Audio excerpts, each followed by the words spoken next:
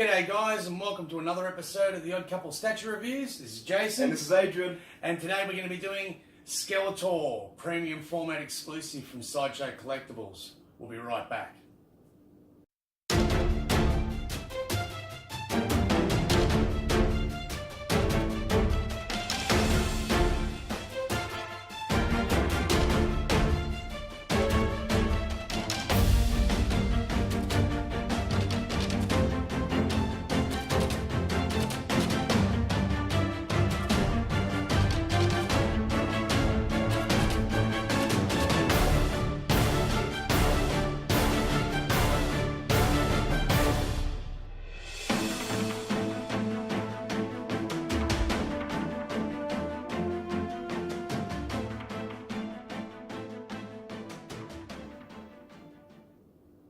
Welcome back, guys. So here we are. Yep. Sideshow Collectibles, Skeletor premium format exclusive. I'm surprised to see it, man. This stuff's from your childhood, He-Man. He is actually. I'm surprised it was making a comeback. To be honest, Mine too. After I saw the cartoon, I'm not gonna throw too much shade. Look, I loved it. I loved it growing up. Before we did this review, I decided to show Adrian an episode, and I thought, I haven't watched this in years, man. You know? Man, I wish I had. Like, the original cartoon was pretty poor, guys. I mean, look, we were kids. I was a dumb kid and I didn't know any better, and the figures were cool, goddamn you, alright? Yeah. So, yeah, look, I owned them all. I did, and I'm not so lying. you're a collector from birth.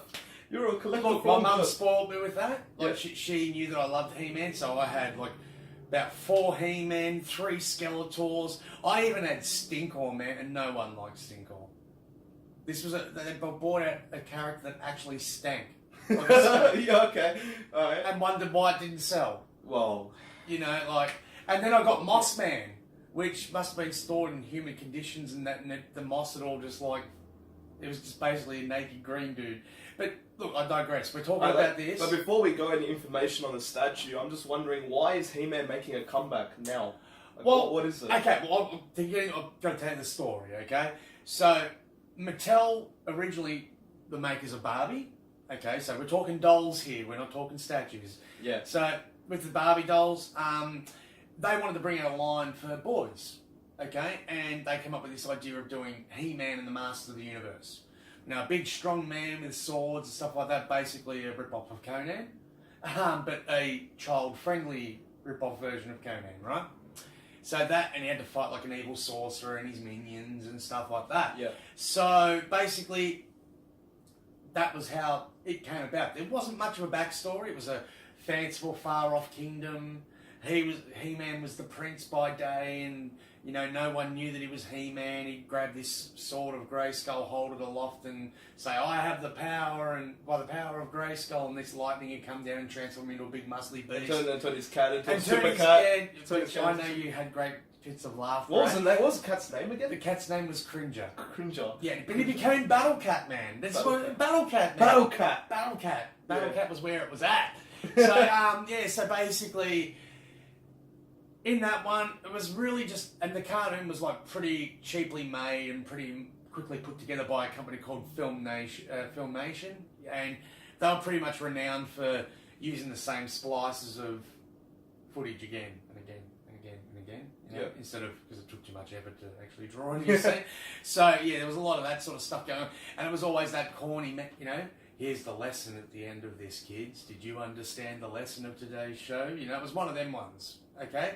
But it had to be, because this was the first one where they made a cartoon based off toys that were already out, Yeah. okay? Yeah. So the regulators, like the FCC and that in America, were watching like a hawk to make sure that they didn't cross any lines, because this was specifically targeted as kids. There was no ifs and buts or maybes about it. They were making this to kids to sell them toys. Yeah. So it better be right on the level, otherwise you'll be in deep trouble. Fair enough. So look, long story short, grew up big fan base, had great characters and stuff like that, but then pretty much died off.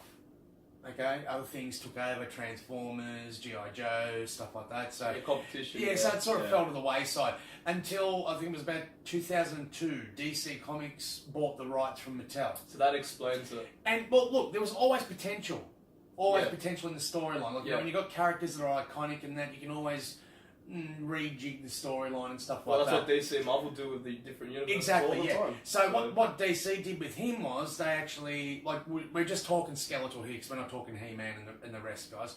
So just with Skeletor, they changed him from being this, you know, nondescript villain that was just He-Man's punching bag pretty much, into that he was actually his uncle. Okay. Right? Okay. And because of his birth heritage, he was half elf, so he was blue-skinned. Yeah. Okay? And what happened was, because of that, his father chose, he was the oldest born, so he should have been king. But he chose his younger brother to be king, right? And his younger brother had Adam, the prince, right? So he had this bee in his body that I should be ruler of the world, and started practicing dark magic and stuff like that. And how he ended up like this was, in an attack, he went to throw some acid and it deflected and it landed on his face. So it's burned away his face like this. Now, why I've got this head displayed on the statue is because this is the exclusive. The headpiece there actually is the classic cartoon look with the green skull. Yeah. Okay, the look that they're going for more now is this one here. Okay, so we'll pop that one on there and give you a look. Okay. But look, he's a fantastic piece. He's sitting on the snake of Snake Mountain, which was his lair. Yep. He-Man had Castle Grayskull, and Skeletor had Snake Mountain, where all these henchmen and minions and everything hung out. The staff here, this is where all his magic casting and stuff like that. And in the news story, it's actually how he can control the undead and spirits and stuff like that. Little bit of a Lich King going on here. Yeah, a little bit, yeah. But overall, look, he's a really nice bit. I love the mixed media, like the cape they've really done. It's a good mix of solidness, but it's also got this like tattered nature to it as well. I think it's pretty cool that it's really a new release. It's 2016 release, this statue, and it's limited to 2,500.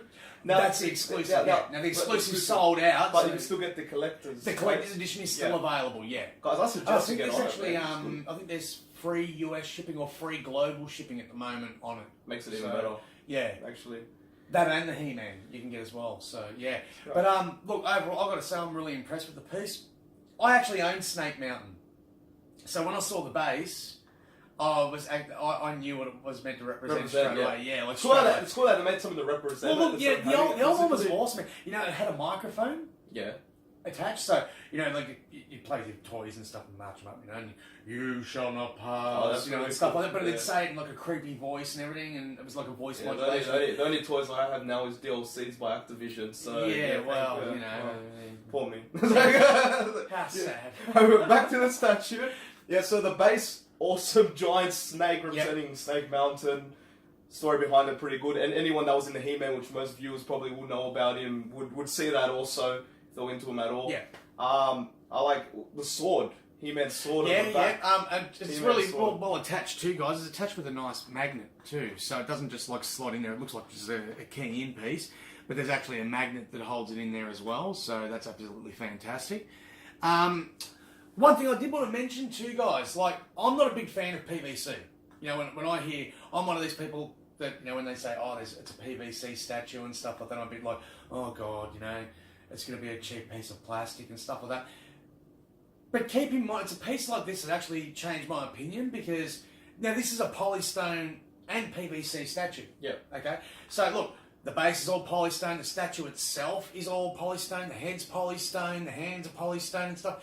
The only things that aren't are all these little finicky pieces. And the pieces at most risk of breaking. Now, that's what I'm saying. Now, if I accidentally knocked one of these and it was polystone, and that breaks off, I've got to go get the tweezers and the super glue and get ready to gently put it on.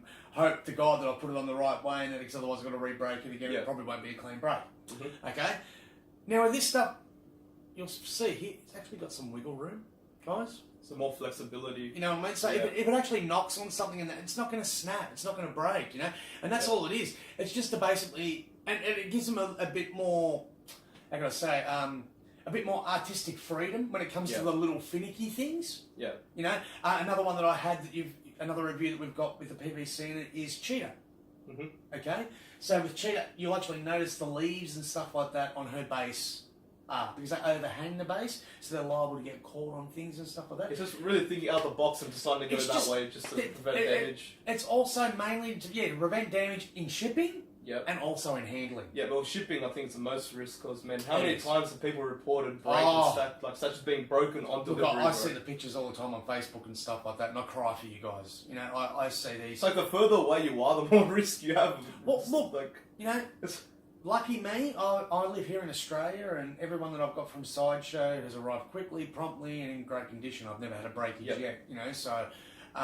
other companies as well. I've got XMs. Well, XM is kind of hard. Well, XM, you need to smack that thing with a baseball bat. Yeah. But yeah, like we're getting off topic, and just this piece here, man, he's absolutely amazing. The only problem I had, I don't know if you would agree with this so much, it's when I was looking at it before, I accidentally lightly tapped the hand, the left hand.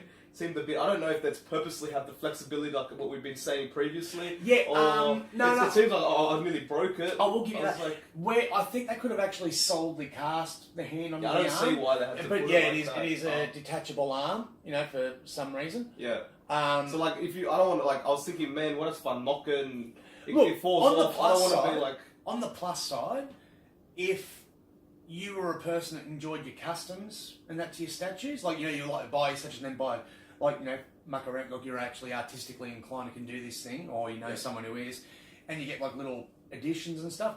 Having a removable hand there is fantastic because you can actually do a lot of things with that. Option to go custom. Yeah. Leaves option. I mean, all I need to do is just have the same socket that goes. I just rather not it be removable personally. I find that maybe just having it. Just I agree. With I statue, agree. but, I agree. Because again, if I had tapped it harder and knocked off, what happens if you hit something or just chipped something? Exactly. All it takes is a slight chip. Then Adrian wouldn't be doing these reviews with me anymore, guys. Dude, ban me. I'd be banned. I wouldn't be allowed in the man cave at all, near any statue. It's permanent ban. Blacklisted. But but other than that, everything's pretty cool, dude. The base is awesome. The He-Man sword, the staff that controls the dead and spirits or whatever, like... It's a conduit for his magic, yeah. The material for the cloak. Yeah, and they've even done, like, we'll show them the close-up too, but they've even stuff. got, like, the muddy flecks and that all over it and that as well, which is a common trait with a lot of the capes that they're doing now, to indicate that they've been traipsed through the mud and battle and stuff like that. But my most favourite about it is the exclusive skull. Yeah. The exclusive skull.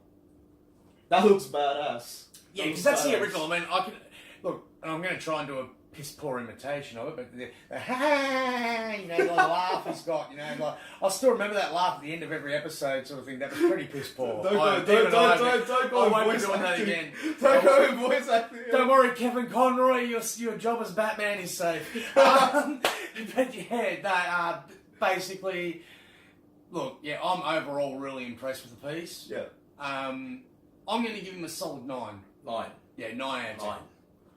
And nothing I can really fault him on or anything like that. Just, I would have liked him a little bit bigger. Like, for a premium format, he seems more 5th scale than quarter, and I really like that quarter stuff. If I'm buying a 5th scale, I like to be forewarned, not being told it's a premium format. So that's just my -1 point. Yeah, okay. Fair enough. Well, I'd say I'm into it. For the statue, I'm in. Like, I approve. For the statue, like, how could I not? Yeah. So, look how awesome it looks. Even if I had no idea what He-Man was and I walked in a shop and I just looked at this thing, I'd be like, damn, that looks awesome. It is. Like, badass. Skeleton with sword on his back, a staff. Well, that's, you're into World of Warcraft and all the mythology and stuff like that, so yeah, it would appeal. And that's the thing, I think that's pretty much why, once they gave him a bit of a solid backstory, that there was actually rhyme and reason of why he turned evil, and... Makes it even better. Yeah. Makes it even better. And... Yeah. To be honest, if they did a reboot, I would give it a fair shot. Yeah, look, just in fairness, apparently there was a He-Man animated movie that they did in 2002 as well. Yep. Haven't seen it. Me, okay. I didn't actually know there was I'm actually very keen to watch it though. I didn't know there was one. Well, maybe it's something we can do in the next couple of days. And then we'll let you guys know what happens. What's up? Also, guys, just a heads up. because Justice League is coming out tomorrow. Yes. And we are pumped, like big time pumped. Oh, Can't yeah. wait. Oh, yeah. This is a movie I've been waiting for all my life. Please don't stuff it up. Please don't stuff it up.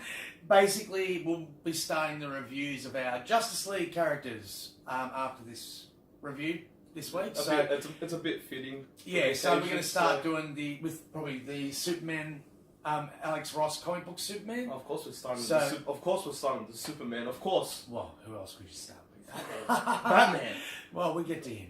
Oh, But listen, I see what there's you things we'll be showing on there too, guys. We've got customs and stuff like that, custom attachments and stuff for them, and that to flash off from Dan Dynamic Menace and some other people. So, guys, stay tuned for the close up, and remember to like and subscribe. And That's it. that's it, guys. See you guys. Have a Enjoy good one. collecting.